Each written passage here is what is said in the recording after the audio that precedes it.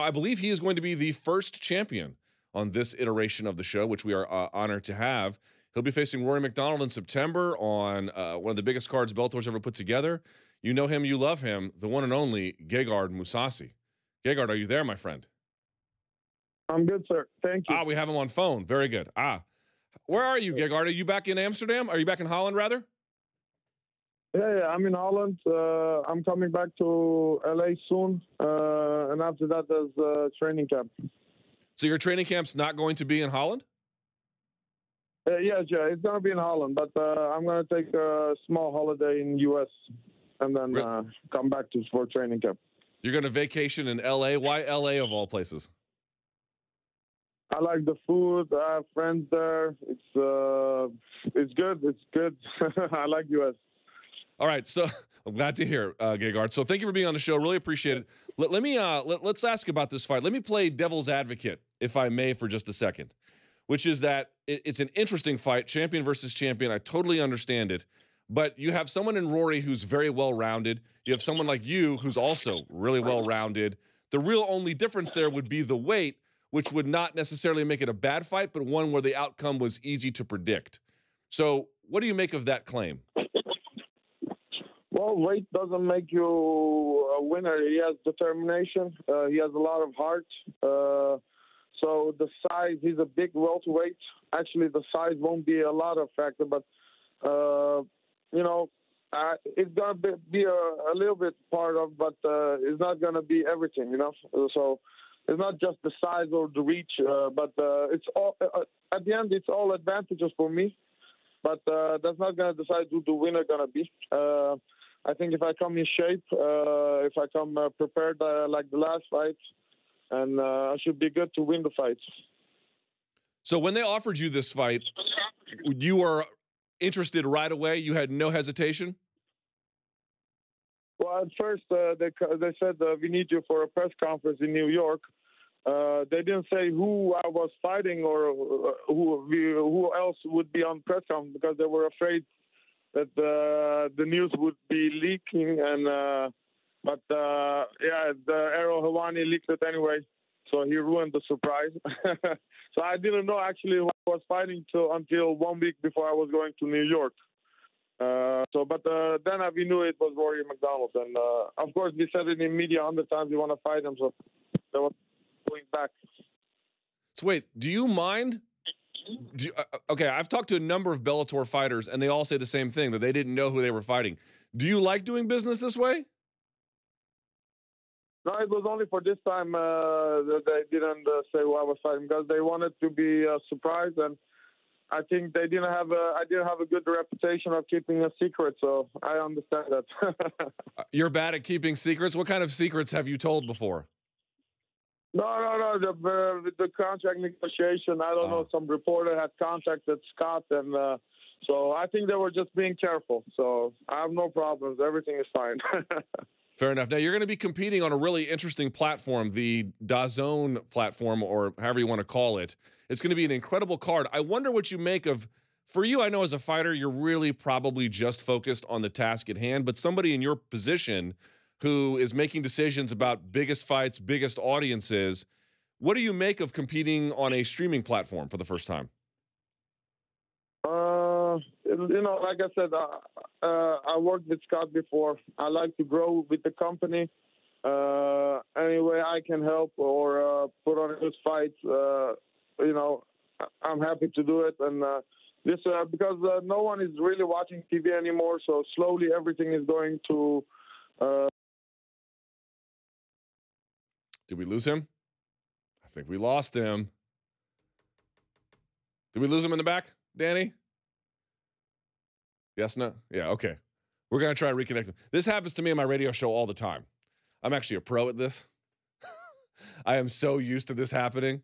Fighters will call you, like they'll be driving through. I don't know what he's doing up to at the moment right now in Holland, but I'll get guys driving through like the middle of nowhere in America, and the call just drops. We should get them back, though, hopefully here pretty soon. Yeah, I'm curious about that DAZN thing, right? It's interesting because on the one hand, it's like, I think he's right. I cut the cord. I've talked about cutting the cord a lot. I don't have any hesitation about it. I don't miss it at all. I have everything I need. At the same time, it's like I still feel like there's still a lot of people who have cable packages. There's still a lot of people who can get a big audience going on TV, but is it the right one on Paramount? You know, you just never really know. So I wonder how fighters who are like, yeah, I'm the sort of Gegard is at the what I won't say the peak, yeah, maybe the peak of his powers from a leverage standpoint. He's now the champion. He's got this big opportunity. It's this big card. They're trying to make a big splash. It's sort of all these things, and you got to wonder. But you're going to be on a streaming platform for like the first time. Who wants to be that loss leader up front, right? Someone has to. Is it falling on a sword? Maybe not for the first time because you can sign up for free for the first 30 days. But you got to wonder what the level of enthusiasm is. It sometimes these guys, when you would talk to them, be like, "Yeah, I'm kind of fighting on Fight Pass. I'm not sure how great that is." You had Brian Caraway, a ranked guy fighting on Fight Pass. He was bitter about it at the time, I think, understandably. So you have to always kind of wonder, like in the back of your mind, what's the situation with that, right? We'll have to see. It's the same point I made about the Rory fight before this, by the way. It's like, if you ask me, are you interested in this fight? The answer is, of course. If you have two guys that talented, how could you not be? It'd be foolish to say that you weren't interested. But at the same time, you're just sort of asking yourself, well, hold on a second. You got a guy in Rory who can do basically everything, for the most part, right? And you got a guy in Mousasi who can do basically everything, for the most part. Not that their skill sets are identical, but that if they share a commonality, it's that they're both universally quite good at everything. Speaking of which, I believe we have this gentleman back. Mr. Mousasi, are you back? The Moose is back, bitches. Yes, I'm glad to hear it. Hey, we were talking. I was killing time waiting for you, Mr. Mousasi. Let's talk about. You heard it, yeah. Let's talk about Rory one more time. Do you think he's taken too much damage in his career? Not really. I don't know. He had three hard fights. So, the guy fights. So that's the problem. I thought, well, it's a winnable fight. And then I went and watched his fights against Robbie Lawler and some other fights. And I was like, okay, I have a fight on my hands. And I'm not looking forward to go 5 rounds and banging it out and get damaged. So it's not a good fight. But if I'm the more, I'm going to be the more technical guy. I'm not going to go brawl and fight who's a better slugger. And so I'm going to make it as technical possible and even take him down and finish him there. And getting back to the original question, you were cut off in the portion of answering it. But speaking about competing on this streaming platform, it's a huge card. It's a huge moment for Bellator. But nevertheless, I sort of wonder about your feelings on this new and interesting and unexplored territory. Well, I guess the business side, I don't know. But no one is really watching TV anymore. It's going more digital. It's more people watch their stuff on their iPhone or on their laptop. So it's going that direction. And to kick it off with this fight card, with Quinton Jackson, Wanderlei, and the welterweight tournament, and then me against Rory, it shows that Bellator has confidence in me and. To headline and be the opening for the new deal that they're having. So obviously I should do my job and have a good performance and finish Rory. Is it fair to say you don't care where your fight is shown? In other words, if you get the right fight on the biggest card, do you not really care at that point? Well, I get paid.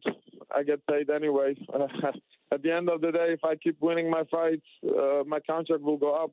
If it's on pay-per-view or on Netflix, I don't care. It's the same. But do you have? Like I said, for me, I care a little bit because, like I said, I want Bellator to grow. I want to be a part of that, and I have a great relationship with Scott. So yeah, then I care about where the company is going, of course.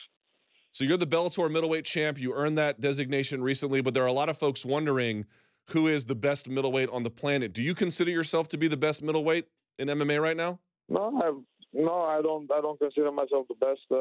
I know I can win from the best. On any given day, I can beat one of the best fighters. It's not my goal to be the best fighter. My goal is to win my fights, earn some pocket money, and yeah. But no, I don't want to consider even mentioned in that category because, oh my God, people are gonna give me a lot of crap about that. The haters. So I rather just do my job, and I don't care about that. You know. I don't feel like you have that many haters. Do you have a lot of haters? I don't know. You know, there's a lot of people that always, I don't know, they always mention that I lost to Uriah Hall or that I lost to Jacare. I don't know. They don't say that I also got wins over them. They always go in the past and say, well, he lost to this guy or that guy. You know, I'm not the same guy anymore. I'm a different fighter. I'm in my prime. People are not anymore on steroids. I'm going to beat the shit out of them. It's easy as that. So let's talk about that. I want to push back, if I may, just a little bit respectfully, Gegard. You mentioned Machida. It's your belief that he used performance-enhancing drugs during his run in the UFC, 100%, right? 100%. And everyone that's saying I'm a bad loser, they can suck it. If a robbery comes into their house and they rob them with a knife, I'm going to say they're pussies because they didn't fight back. So, you know, people are idiots. And the first thing, I didn't say, he was slippery as fuck. You know what people don't, you put oil on your body the next, one day before, the next day you sweat it out. And you're slippery as fuck. And I'm not only saying that. You can go and ask Luke Rockhold. He said he was slippery too. And with me, he went 5 rounds, so he was sweating very. I was watching the video back. I was chimney down on his back when I had his back. You know what? And then he was shiny as fuck. And then he had a six-pack like a 15-year-old virgin boy. And then I saw his last fight with Fito Belfort. He was fat as fuck. So I'm not just, you know, what you can see, you can see. You know, you're not blind. Go watch the fight. It's easily, you can see. Where's his six-pack? He had six-pack a couple of months ago. It's gone, or a couple of years ago. Since USADA came, he doesn't have that anymore. You know, come on. It's just physics. You can see it. I'm not. So whatever. I don't want to talk about that because people always say you're a bad loser. I'm not saying I'm a bad loser. I'm saying I fought people that were on steroids. You dumb motherfuckers. What can't you understand about that? Well, are you open to a rematch with him? Rematch 100%. And if we have a rematch, it should be tested the same as USADA, blood and urine, because he's a cheater. 100% he's a cheater. Okay, but here's my point. If you wanted to go, if you were worried about opponents who are doing these kinds of things, then certainly I'm not opposed to Bellator having a system that is outside USADA. In fact, I actually think it's a good idea. But I'm wondering if you're worried about a fighter, even with USADA, wouldn't you be even more worried about a situation that's technically less testing than that? Well, they're testing the Bellator fighters. I got surprise tested at my house a couple times, so it's not they even tested Crow Cup, but I want to have the same way. The commission is doing a great job. So far everything has been good, but I think with Machida they should do extra testing, and especially also blood, because I don't trust that guy. Last thing about Machida, and I promise we'll move on. Just to play devil's advocate again, if I may, the substance he tested positive for, you can buy. Not even tested positive for, actually. He just wrote that he took it.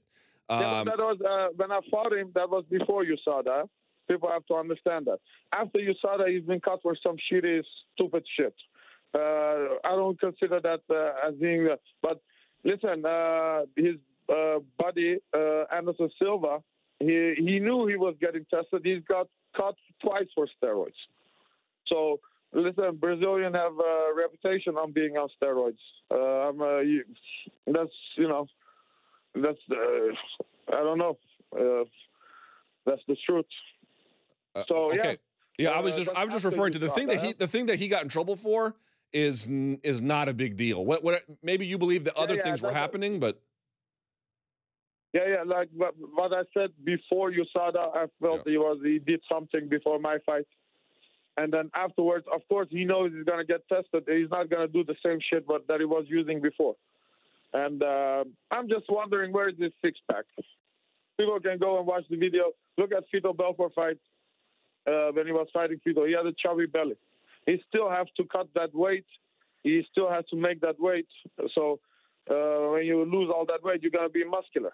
But he wasn't muscular this time. I have no inside information, Gegard, but I'm wondering, hypothetically speaking, would you be upset if Bellator signed Vitor Belfort? You've seen pictures of Vitor Belfort. He looks jacked again. I actually have not. I've been told that, but I haven't seen him. Yeah. Listen, Vitor Belfort on TRT was knocking everyone out. After, without TRT, he was losing to everyone. So the problem with, enhancing drugs is you have all these years of experience, and then you do the enhancing drugs, and then you have the physical abilities of a 20-year-old, and then maybe even better because you overdo the testosterone levels. So, yeah, you're going to have advantages. So, yeah, but listen, a fair gameplay, that's all I'm asking for. Whatever, if they allow everyone to use steroids, then sure, no problem. I'm going to use something, and then whoever has the better doctor. But that's not the case. Fair enough. But we appreciate your time here, Gegard. Hey, are you watching at all the World Cup? I know you and I are the world's biggest soccer fans. Not so much. Holland is not playing, and then I was hoping that Germany would win, but they're out. So there's no any team that I'm really rooting for. Now, you and I have talked about this a number of times. As the world may not know this, but Gegard Mousasi is the world's biggest Real Madrid fan. Is that not correct, Mr. Mousasi? That's not correct. I don't like Ronaldo. I do not like him. I rather watch Messi play. What? He's a little bit cocky, Ronaldo, I feel. Aren't fighters a little bit cocky? Yeah, but he's too much like a girly girl. He wants always the attention on him. I don't like fighters that are horny for the media. You know what I mean? I tell you what I'm going to do. The next time you come to New York, we have to get you in studio. I'm going to have you your very own. It'll have Mousasi on the back jersey from Real Madrid, because here's the truth. You have acknowledged this before. They're the prettiest jerseys in soccer, are they not? Yeah. It's blue, my color. So I have the shirt of Real Madrid, but it was just because it's blue and it looked good on me. All right. Well, I'll tell you what. We really appreciate your time, Gegard. Can't wait to see you. Enjoy your vacation in L.A., but I guess we'll see you before your fight in September. Thank you so much. For sure. Thank you, my friend. There he goes. Yes. Bye-bye. By the way, he is a giant Real Madrid fan. Don't let him fool you at all.